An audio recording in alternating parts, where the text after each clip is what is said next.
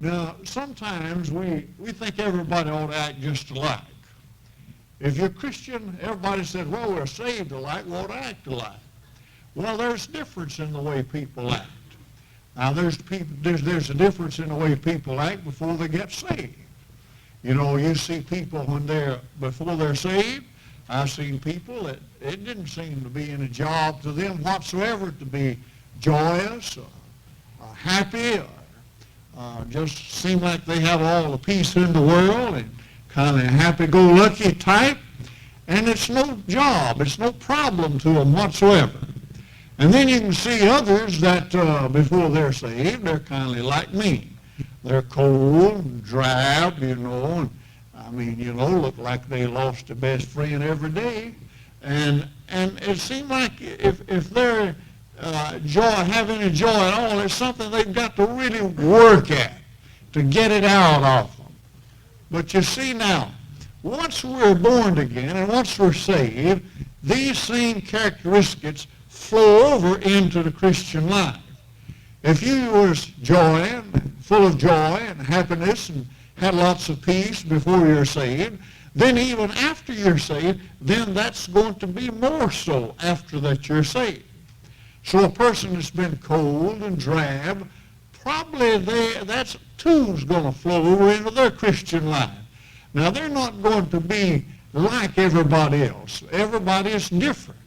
And therefore, there's no use to you thinking, well, I wish I was happy and just have all joy and just loaded with peace. It seems like somebody else has. Well, you're a different person. You think about what they might have been before they got saved and what you were before you got saved, and you see those characteristics that fall over or come over into your Christian life. And therefore, there's nothing wrong with the fact that you're saved. You're just as saved as anybody else is. You just don't have that zeal and zest that other people have brought over into their Christian life. Now, some people that doesn't have it, they get it after they're saved. I mean, it really begins to kindle up in their life. It's been there all the time, but it's just brought out by their conversion and the Holy Spirit in their life.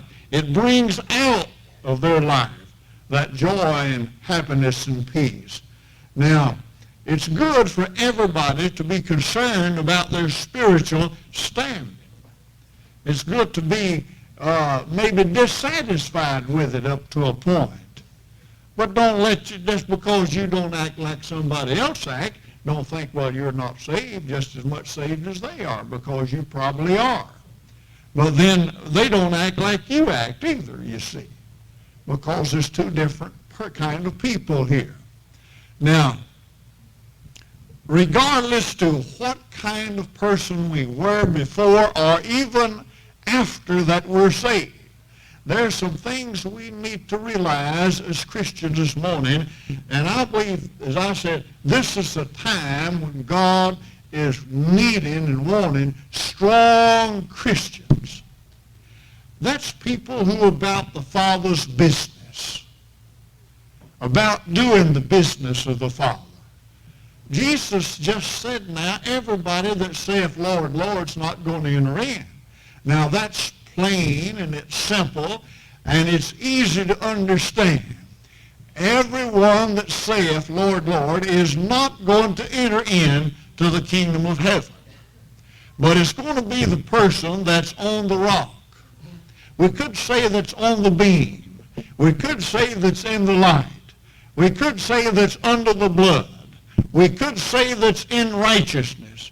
We could say it's on the highway of holiness. So we could say lots of things this morning. But you see, there are some characteristics that must follow the person that's really born again, and I believe we ought to be able to tell that today. Saved people are people that are different. They are different because they're saved. The things they used to love, they now hate. Now, that's not hard to understand. It's a little hard once you're just been saved, And you said, now look here what the Lord said. He said, now the things I used to love, I'm supposed to hate. Well, I used to love my wife, and I used to love my children, and I'm not supposed to dislike them now since I got saved. No, that's right. But the Lord's talking about those things that are evil things and those things that keep you defeated in that of your Christian life. Those are the things that you are to hate.